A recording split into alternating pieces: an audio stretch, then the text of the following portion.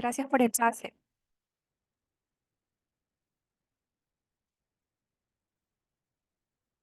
Bueno, agradecer el día de hoy a la institución por la invitación a este curso de actualización y a ustedes también por su asistencia. Buenas tardes con todos. Sean bienvenidos al curso de actualización, emergencia y urgencias en catástrofes y desastres.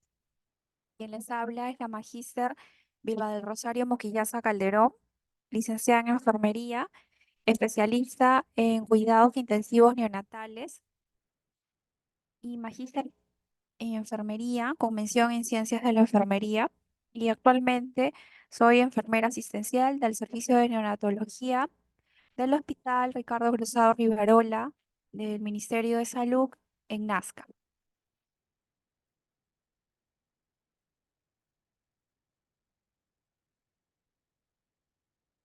Bueno, vamos a empezar este curso de actualización.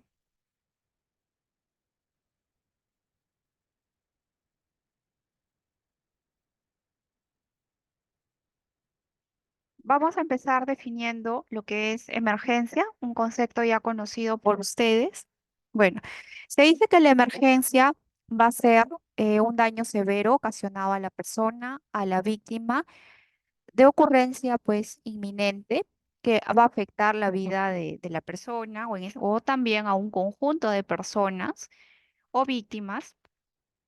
También afecta bienes materiales o incluso esta emergencia que se produce afecta el medio ambiente.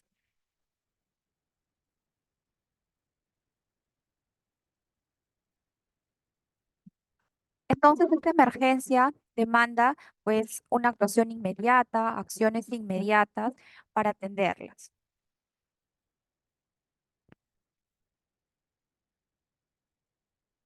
En cambio, es muy diferente a lo que es la urgencia. La urgencia en este caso pues se define como una situación de salud en la cual pues iba a requerir una atención inmediata, ¿no?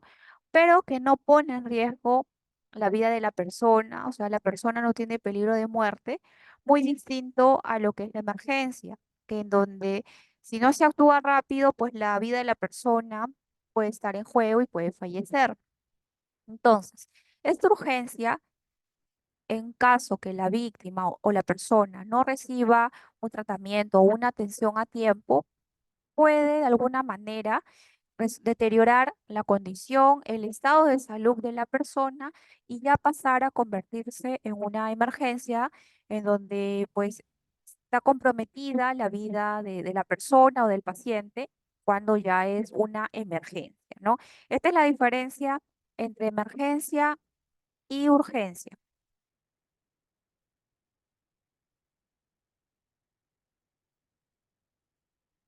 Con respecto a un desastre, ya sea provocado o un desastre pues natural, en este caso, un desastre se define como alteraciones intensas en las personas, en la economía y el medio ambiente, ¿no?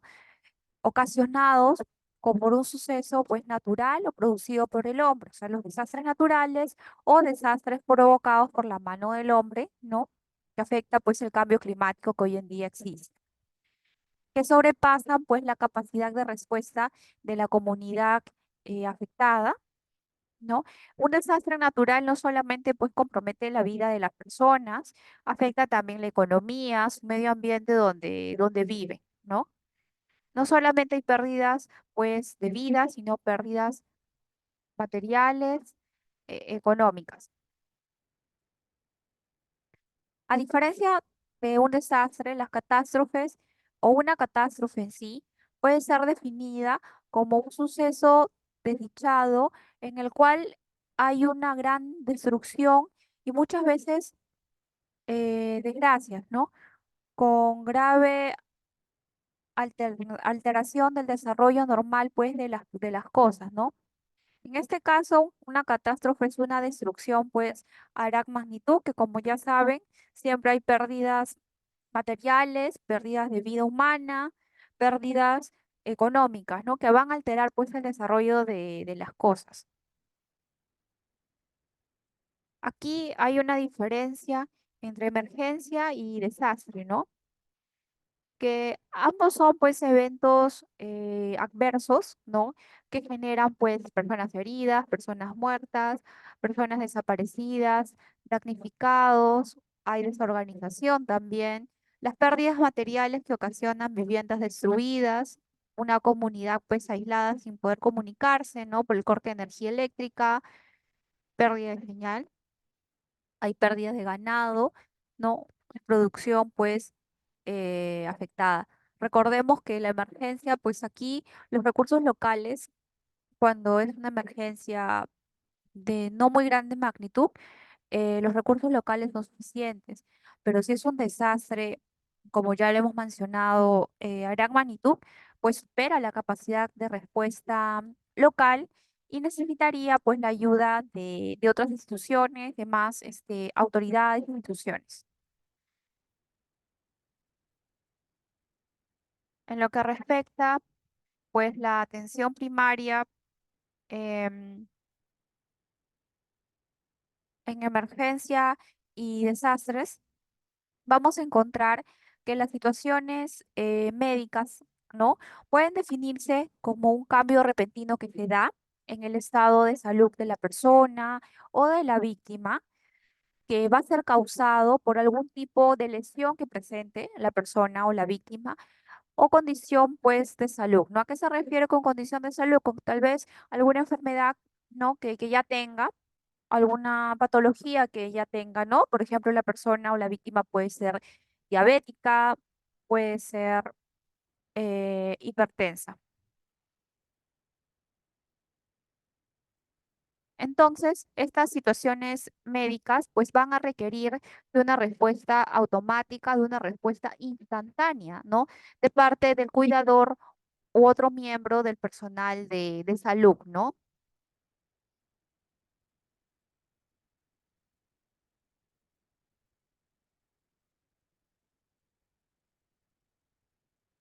A diferencia de las situaciones médicas, las emergencias médicas también es una situación, pero aquí vamos a ver la diferencia que existe, pues la importancia o la gravedad de la afección. De acuerdo a eso, de lo que presente el paciente o la víctima, es que se va a tomar pues acciones y decisiones médicas de una forma inmediata. El manejo de la persona, el manejo del paciente va a ser de forma inmediata porque van a tratarse de cuadros que en general pues van a poner en riesgo la vida de la víctima, del paciente, ¿no? Llegando incluso a perder la vida. Muy diferente a lo que es la urgencia médica, ¿no? Que en este caso recordemos que cuando se requiere asistencia médica dentro de un lapso reducido de tiempo, pues aquí en la urgencia médica no hay peligro de muerte, no existe peligro de la vida del paciente, ¿no? Ni tampoco de la evolución, ni tampoco de la afección, ¿no? Aquí es muy importante el tiempo, ¿no? Para llegar, para trazar, para hacer la atención prehospitalaria del paciente, tratarlo o derivarlo, pues, al centro de salud, eh, pues, más cercano.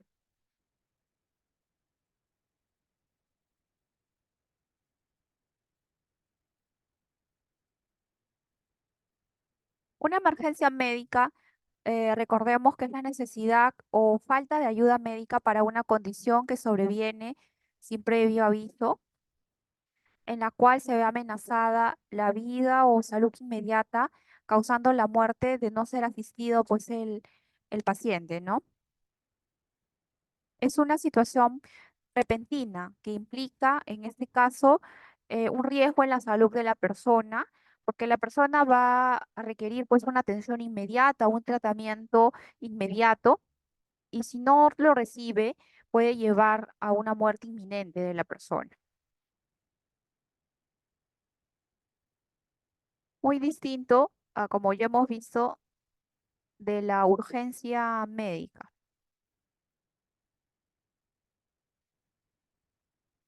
La urgencia médica es una situación considerada pues abrupta, ¿no?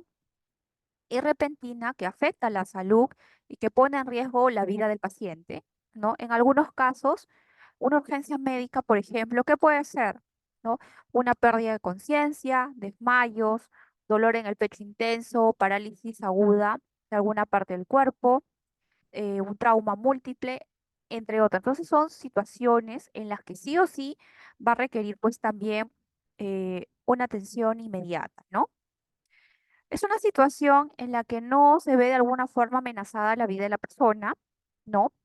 Ni tampoco hace que peligre en ninguna parte de su organismo, ¿no? O si lo hace, va a ser en el transcurso de las horas, ¿no? Y la Organización Mundial de la Salud, pues, nos define que la urgencia es una aparición fortuita o una aparición inesperada de en cualquier lugar o actividad de un problema de salud de causa diversa y gravedad variable, ¿no?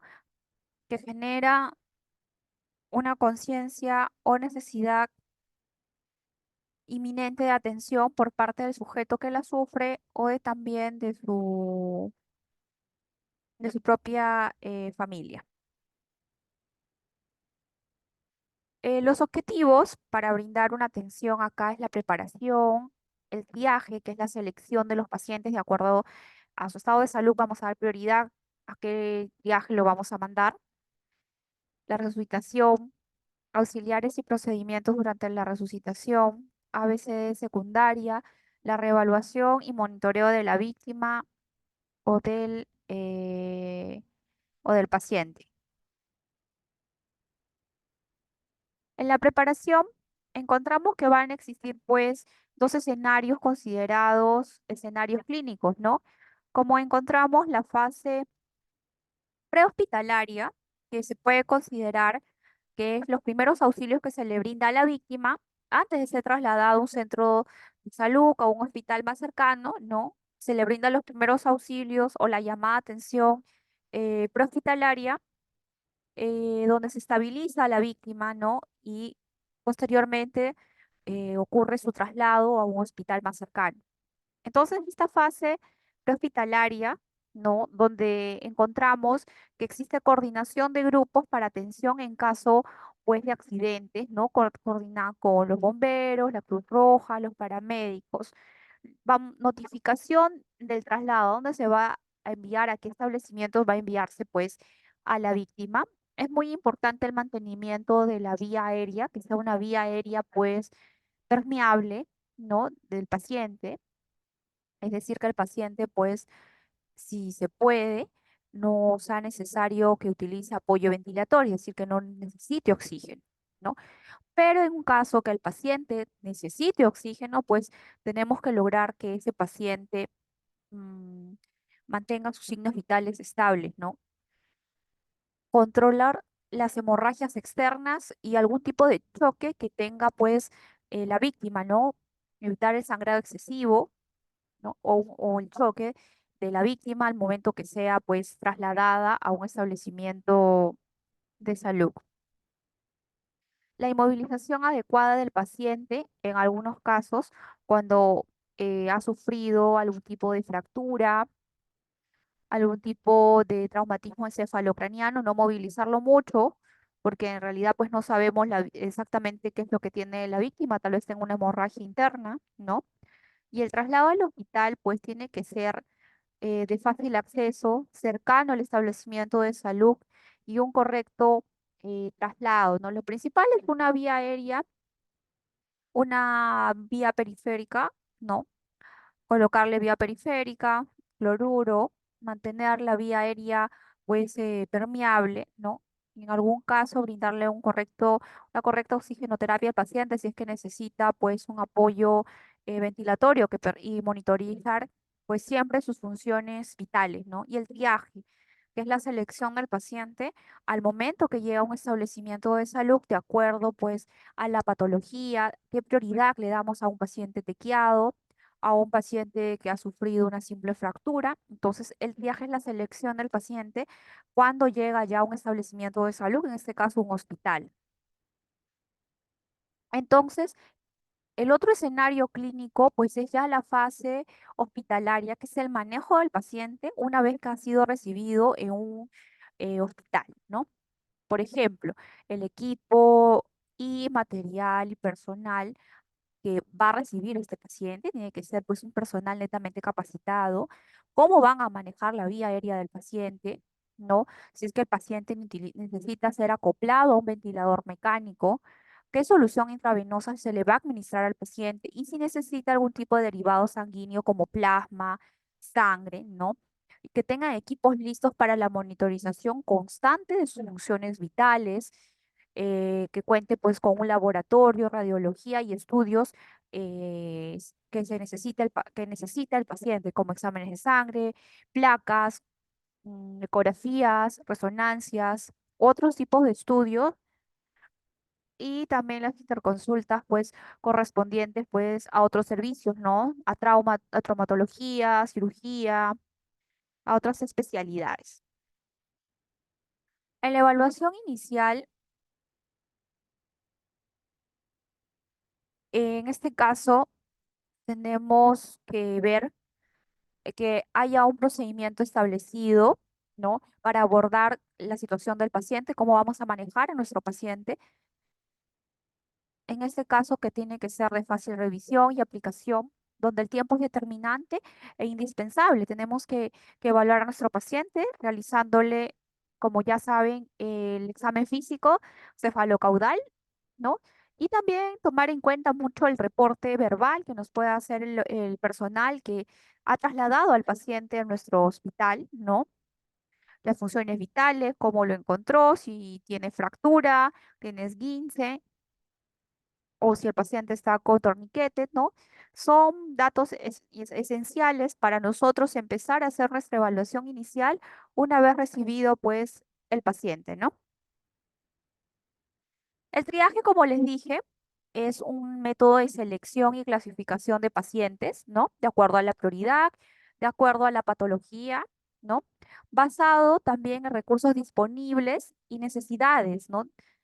De tratamiento. Existen dos situaciones, como por ejemplo, en personas que han sufrido múltiples lesiones y pues tienen un peligro inminente de perder la vida y lesiones múltiples, ¿no? O también otra selección de triajes cuando hay accidentes masivos o personas lesionadas, personas en masa que están lesionadas, ¿no? Por los accidentes masivos. Entonces el tratamiento es primario a los que tienen mayor posibilidad, ¿no? Que no sean lesiones tan graves. Entonces tienen una mayor posibilidad de sobrevivir con menor consumo de tiempo, equipos, material, recursos humanos y recursos de materiales, ¿no?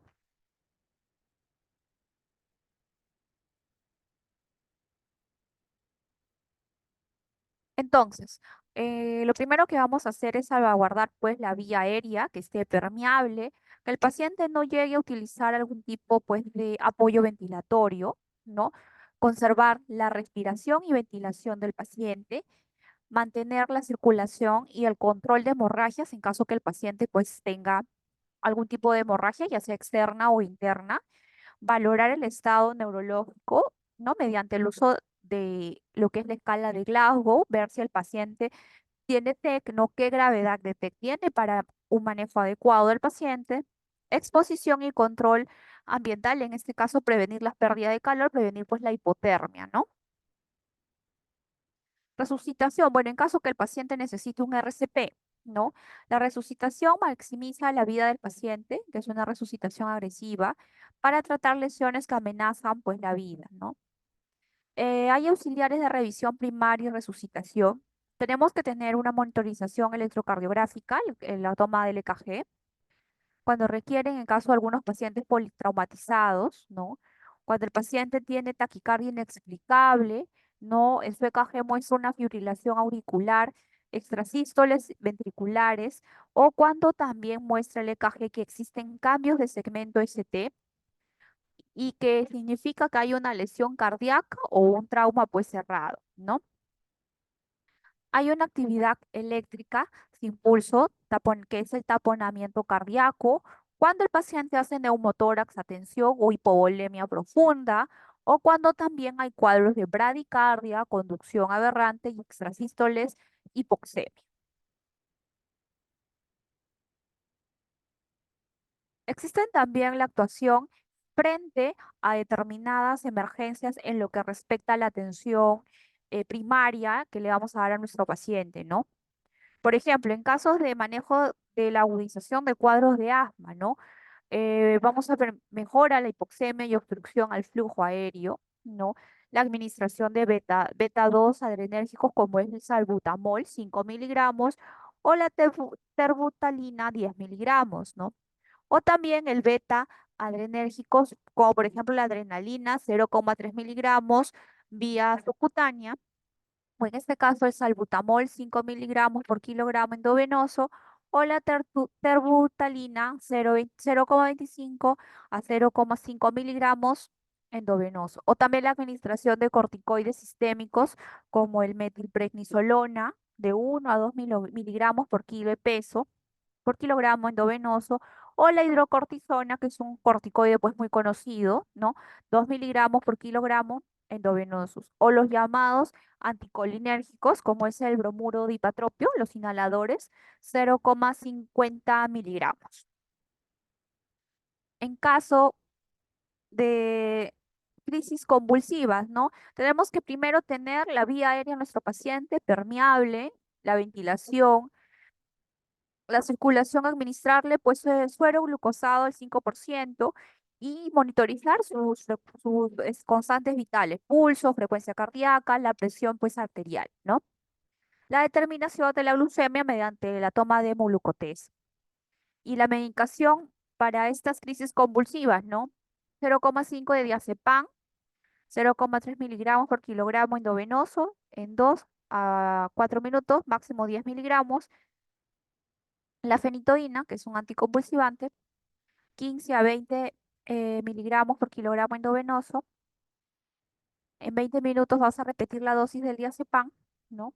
Y en 30 minutos vas a administrar de nuevo la fenitoína, ¿no? Que es de 10 miligramos por kilogramo endovenoso, o el fenobarbital de 15 a 20 miligramos por kilogramo endovenoso. En caso de las crisis hipertensivas,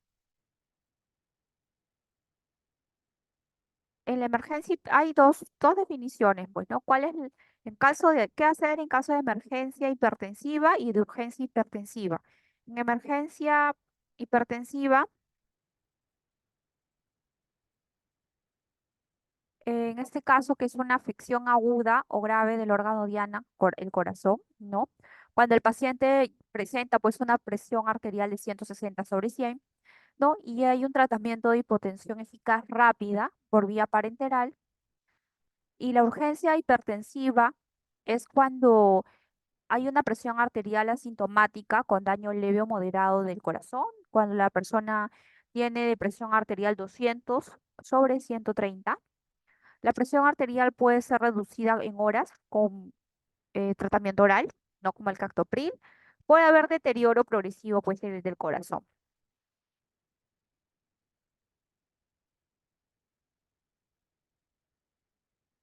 En la urgencia hipertensiva, como vemos en este gráfico, hay hipertensión arterial por rebote, crisis asistomáticas, idiopáticas, se le administra el captopril, el nifedipino o el atenodol, ¿no? Puede tratarlo ambulatoriamente al paciente, ¿no? O también derivarlo al hospital si es una urgencia hospitalaria. En cambio, la emergencia hipertensiva pues va a necesitar oxigenoterapia, una vía venosa. Puede ocasionar esta emergencia hipertensiva que el paciente tenga cuadros de encefalopatía, el ACV, edema agudo de pulmón, infección de la arteria de la vena aorta, cardiopatía isquémica, eclampsia en caso de pacientes gestantes, ¿no? Y la crisis, pues, adenérgica. En el manejo del dolor abdominal agudo se da con analgésicos. Es muy importante hidratar a nuestro paciente para restaurar los niveles de volemia, observar a nuestro paciente y por último volverlo a reevaluar, ¿no?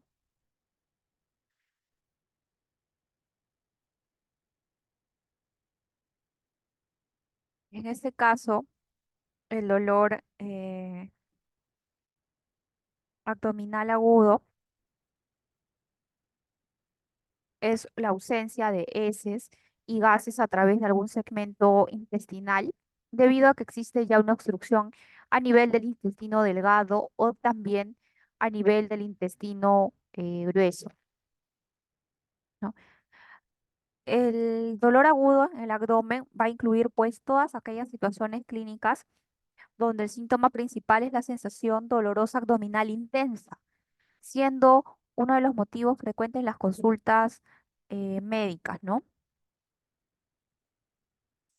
Cuando una persona presenta un dolor abdominal agudo, sienten que puede ser, también acompaña con dolor en el pecho, cuello o en el hombro. En el manejo del edema agudo de pulmón,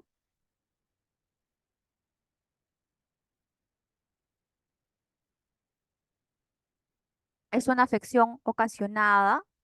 El edema agudo de pulmón o llamado edema pulmonar es una afección ocasionada por el exceso de líquido en los pulmones, ¿no? Entonces el edema generalmente es ocasionado por una enfermedad del corazón, va acompañado. Otras causas cuando la persona ha tenido neumonía o exposiciones a ciertas toxinas, ha consumido drogas o se encuentra en algunos casos en zonas de gran altura.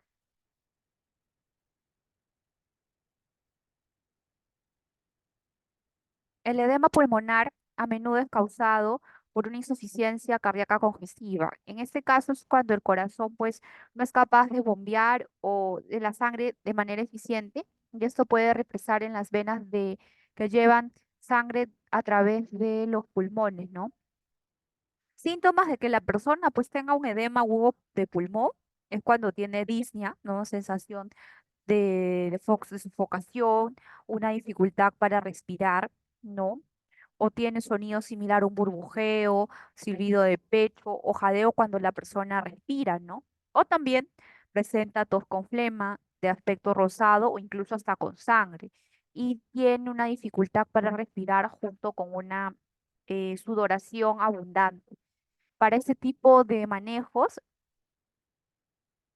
el paciente cuando está angustiado, inquieto, disnea, no tolera estar en la posición de decúbito y presenta una frecuencia respiratoria de 30 a 40 por minuto, que es considerada una respiración superficial, va a presentar taquicardia, una piel fría, húmeda, cianosis, que es con la coloración azulada y mucosas en piel, tiros intercostales, las retracciones intercostales, tos y ruidos estertores.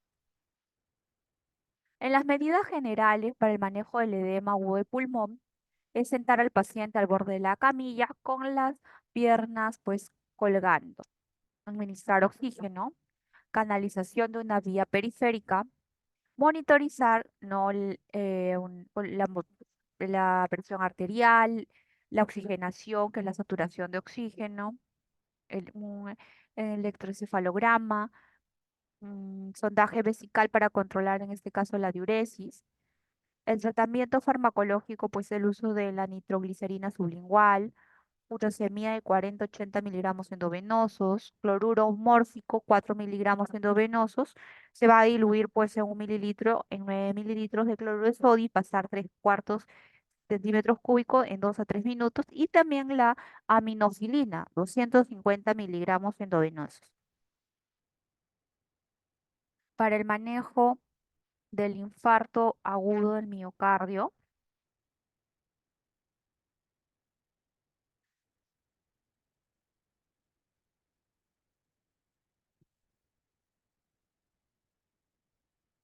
el infarto agudo del miocardio es un síndrome coronario agudo.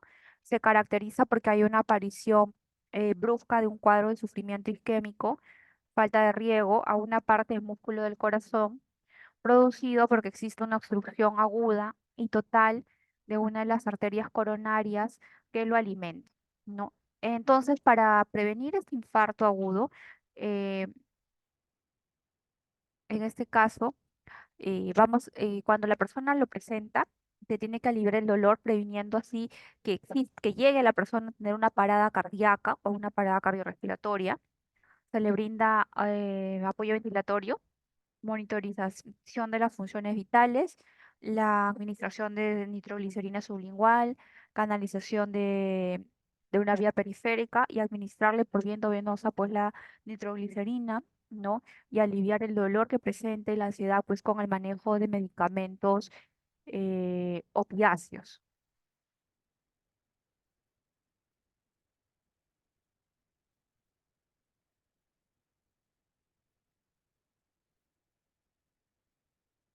En este caso, como son la hidrocodona, oximorfona, morfina, codeína, incluso la administración de fentanilo, que es un grupo de medicamentos opiáceos, ¿no? Para el dolor y la ansiedad.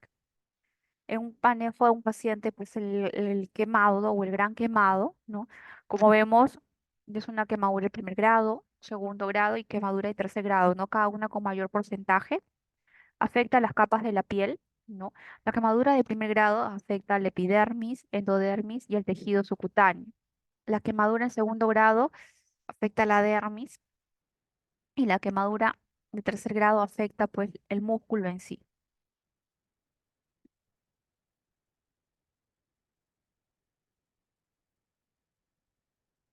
La actitud terapéutica es en este caso actuar sobre el agente productor neutralizando su acción, asegurar la vía aérea ante la posibilidad de obstrucción por un edema, ventilación, asegurar que el paciente tenga una adecuada oxigenación.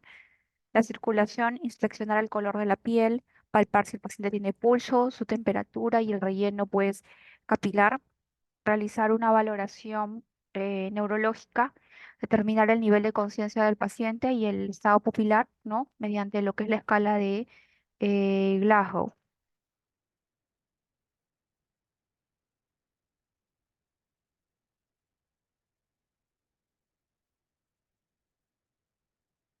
También en la exposición, retirar la ropa del paciente, del paciente quemado, determinar el alcance de las lesiones y el tipo de agresión pues, que presenta, qué porcentaje de quemaduras presenta en su cuerpo.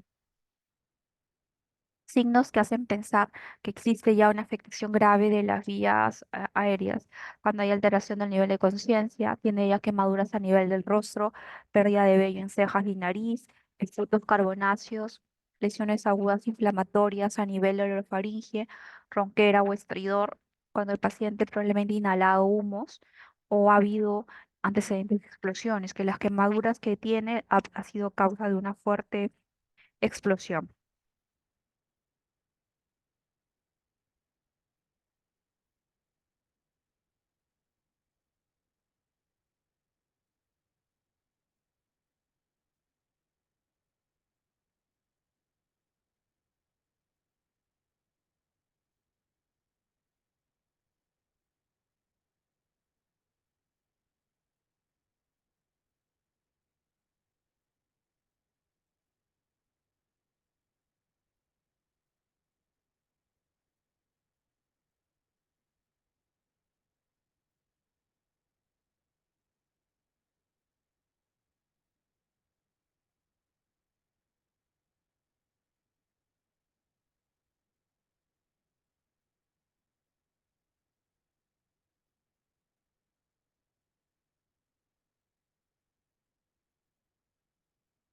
En las quemaduras por ácidos, el tratamiento comienza pues con la retirada de la víctima de la zona de exposición, ¿no? Y el lavado pues con abundante agua de las zonas quemadas. Durante 1 a 10 minutos se va a realizar el lavado y se prosigue pues con el tratamiento general. Recordar que los pacientes quemados pues pierden rápidamente líquidos, se deshidrata rápidamente.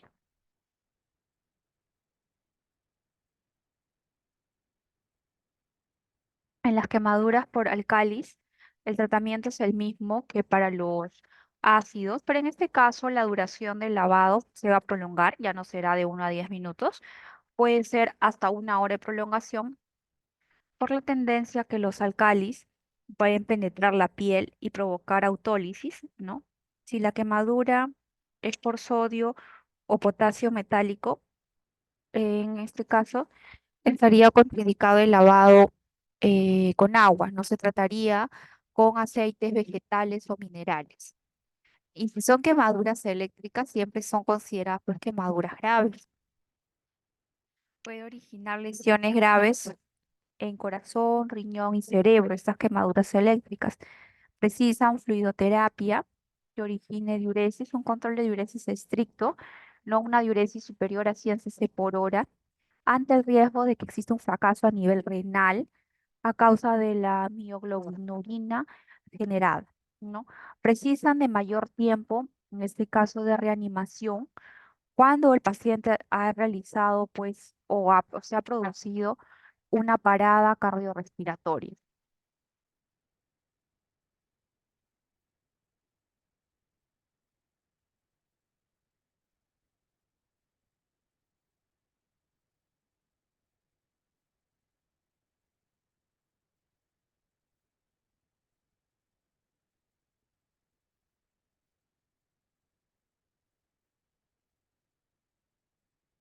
En el manejo del shock, ¿no?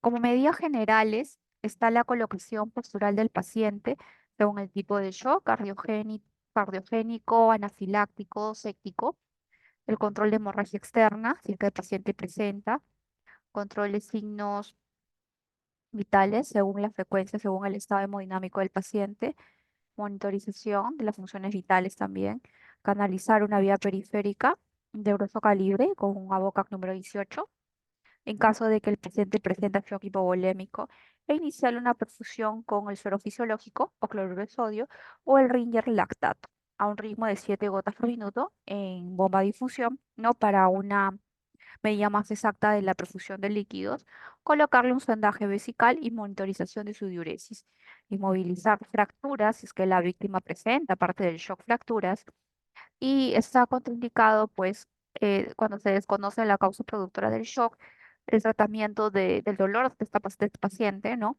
Con analgésicos narcóticos o no narcóticos. Entonces, salvo alguna contraindicación en caso que no se sepa qué es lo que ha ocasionado el shock en la persona, ¿no? Vamos a colocar a la víctima en posición de shock, a colocarle, la persona tiene que estar como y cálida, voltear la cabeza de la víctima hacia un lado si no sospechamos de lesión en el cuello, con los miembros inferiores altos, así es como se va a colocar a la víctima. En el manejo inicial de un paciente politraumatizado, un paciente con TEC, el manejo en primera instancia es mantener una vía aérea permeable, mantener una correcta ventilación, oxigenación, mantener un buen control hemodinámico, tratar el shock y controlar puntos externos de sangrado profuso. En esta valoración inicial o de primera instancia, hay que añadir que la estabilización y control de la columna vertebral, sobre todo a nivel cervical, ¿no? Eso es lo que vamos a valorar al inicio, ¿no? La estabilización y control de la columna en esta parte de la cervical. Es imprescindible obtener dos accesos venosos periféricos, preferiblemente a nivel de las venas antecupitales y catéteres de elección, ¿no? Puede ser un AOCA 14 o 16, aunque el más usado es el 18, que son de elección para la administración de las soluciones isotónicas de cristaloides. Se va a comenzar administrando una carga de 1000 a 1500 en 15 se observa la respuesta. Si el paciente se logra estabilizar, proseguiremos infundiendo dichos cristaloides a menor velocidad.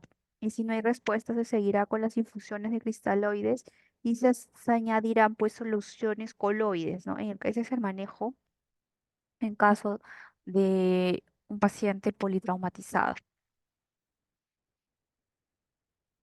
En los fármacos destacables en la acción en emergencia, ¿qué fármacos se utilizan en emergencia?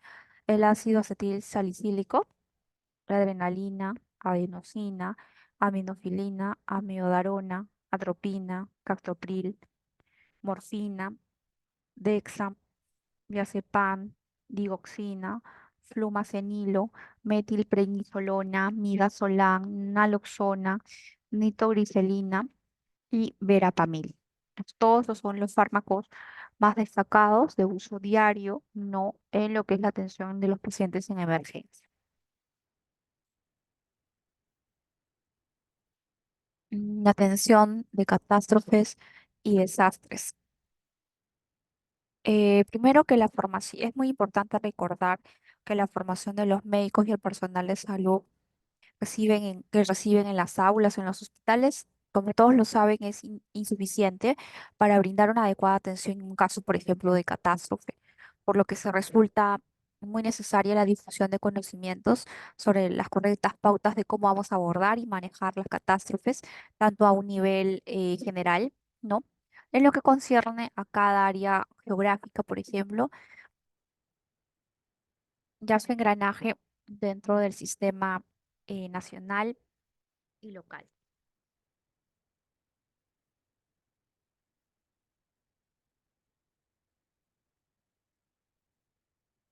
En la fase de atención está el- la fase uno, que es el plan prehospitalario, fase 2, el plan hospitalario, y la fase 3, que es el plan interhospitalario.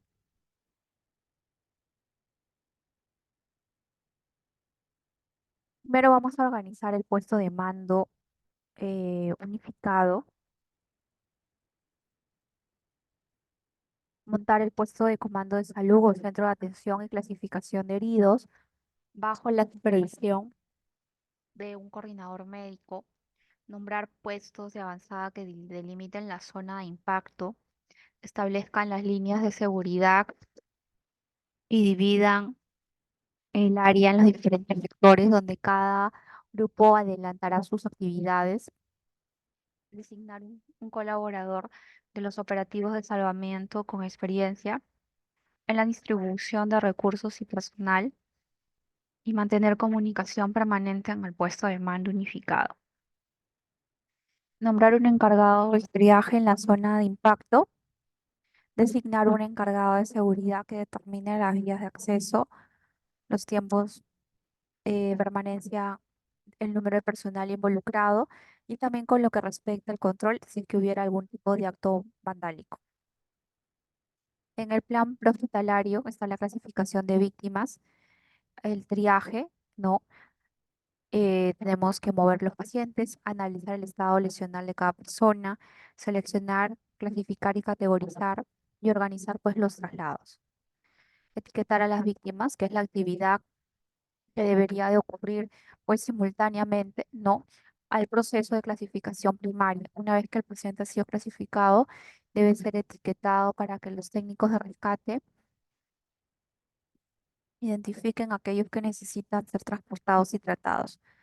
En las siglas en inglés vamos a calificar a las víctimas como fallecido, inmediato, retardado o menor. Vamos a etiquetarlos, ¿no? Complementamos la clasificación mediante una identificación rápida del paciente, codificación de acuerdo al color, sistema de un código de barras. Se va a utilizar bandas de plástico que pueden sustituir pues las etiquetas, así como se muestra en la imagen de la clasificación de las víctimas.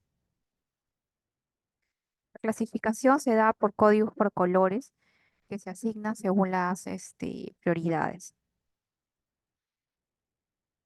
Rojo, que es un paciente en estado crítico, pero que se va a recuperar a largo o mediano plazo. Desde luego, esa es la primera prioridad que se cuenta con los recursos para su atención. Amarillo, es un paciente diferible de segunda prioridad. Verde, si es un paciente que tiene una lesión considerada leve, de tercera prioridad, que va a ser trasladado, aunque en este caso no necesariamente en un medio de transporte pues especial. Negro es el paciente en estado muy crítico, no recuperable, que está agonizando, se podría decir. Y blanco cuando la persona es fallecida, que no constituye acá, por lo mismo, ninguna prioridad dentro del esquema de atención médica en urgencias, pero sí resulta pues crucial dentro de la estructura de atención del desastre y su adecuado manejo es fundamental también.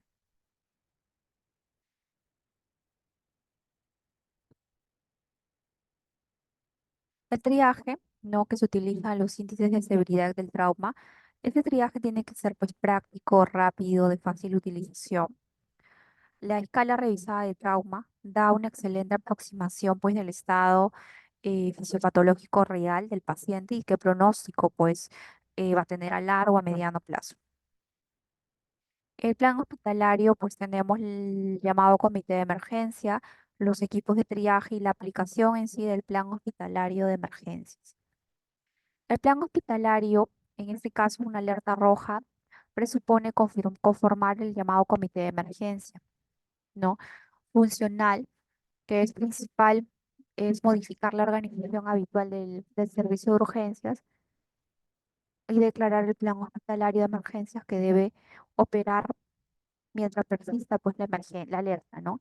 Estos integrantes del comité de emergencia pues tienen que ser designados previamente. Su número y perfil dependen de las características de cada institución que lo conforma, pero incluye siempre personal de atención médica y apoyo administrativo. Se establecen equipos de triaje que deben de estar integrados, en este caso, por un médico, una enfermera, un funcionario de instrucción y pues dos camilleros. El triaje se selecciona a los pacientes en áreas rojas, amarillas o verdes. Roja se le complementa el proceso de reanimación y se conducen al quirófano o a una unidad de cuidado intensivo según corresponda. Amarilla deben ser tratados inmediatamente en urgencias o mantenidos ya en observación. En lo que respecta al plan hospitalario, la observación es un requisito para reevaluar al paciente, dado los posibles cambios en la condición desde que ingresa ese paciente.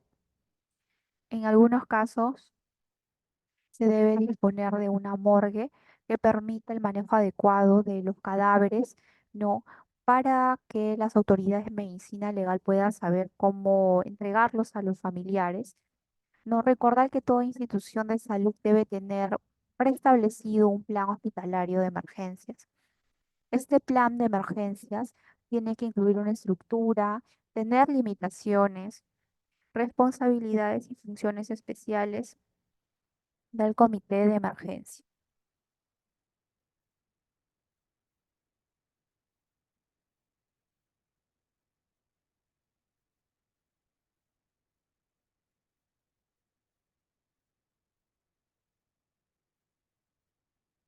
En el plan interhospitalario, es que terminada esta alerta roja y recuperada la calma en la atención en urgencias, se complementa con el traslado pendiente, con las transferencias pendientes o ahora pertinentes, ¿no? De acuerdo con la necesidad de una atención superior del paciente, de acuerdo a la severidad de sus lesiones que presente o por la aparición de alguna posible complicación. Entonces, estos aspectos médicos legales pertinentes, manejo de cadáveres y los planes de prevención y promoción de la salud en los campamentos u otros tipos de asentamientos.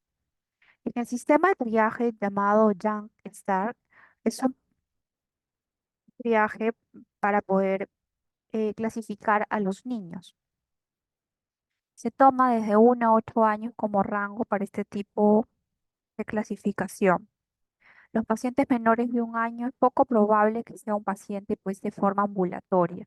Y con este sistema, pues los niños pueden categorizarlos y cumple con todos los criterios.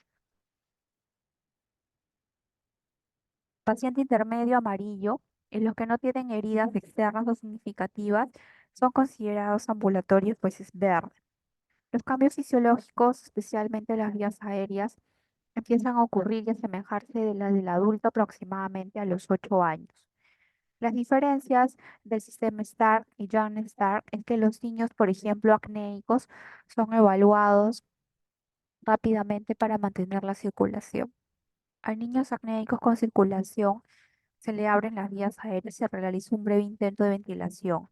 Las frecuencias respiratorias han sido ajustadas y se sustituye el relleno capilar por el pulso radial.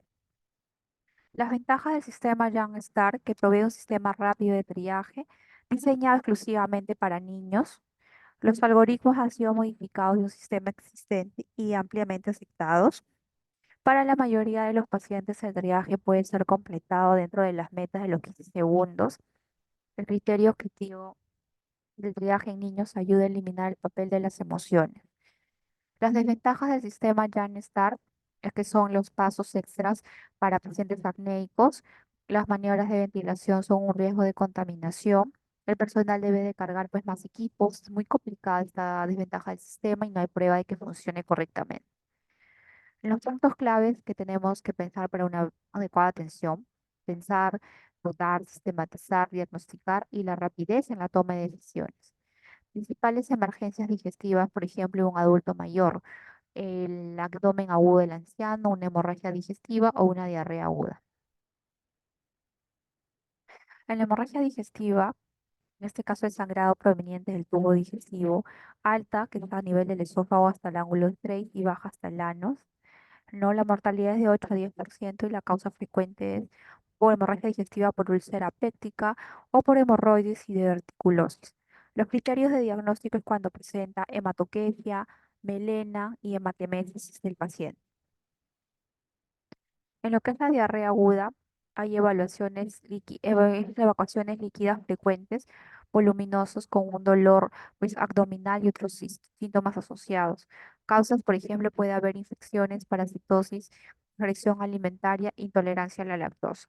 En la diarrea aguda, el manejo es mediante la rehidratación oral, parenteral, soporte hemodinámico, reposo, régimen higiénico dietético y el tratamiento de la causa. Se tiene que solicitar exámenes de leucocitos parasitológicos simple y no coprocultivo.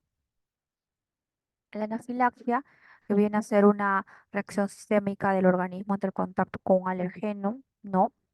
Reacción de la hipersensibilidad, que es la respuesta inmunológica excesiva, resultado de una susceptibilidad antigénica individual, probablemente a un trastorno del complejo sistema de inmunorregulación.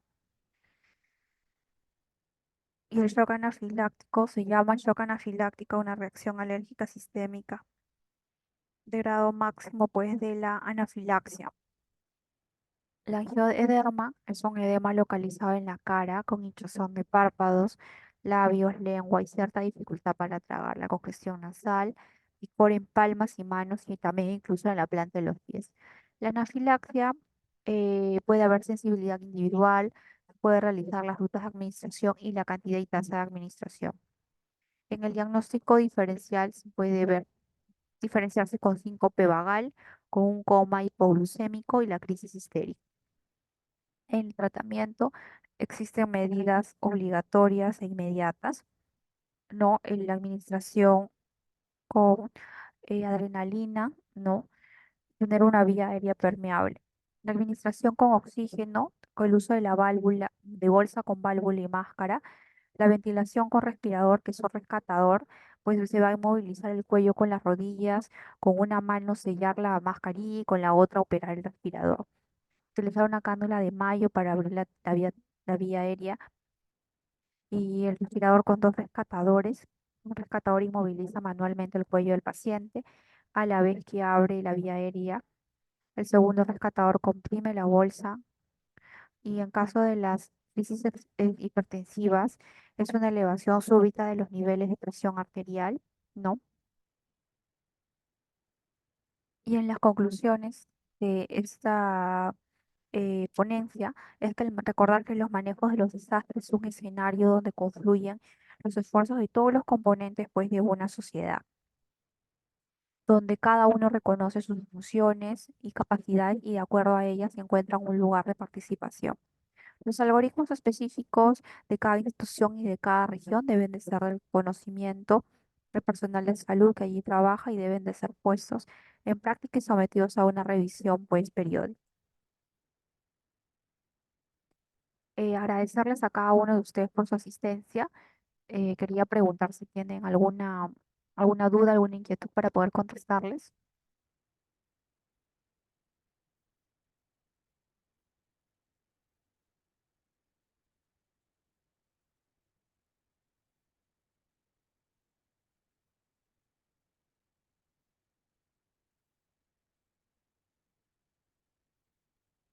Bueno, como no hay preguntas, agradecerles a cada uno de ustedes y a la institución el día de hoy por la invitación. Que tengan buenas noches.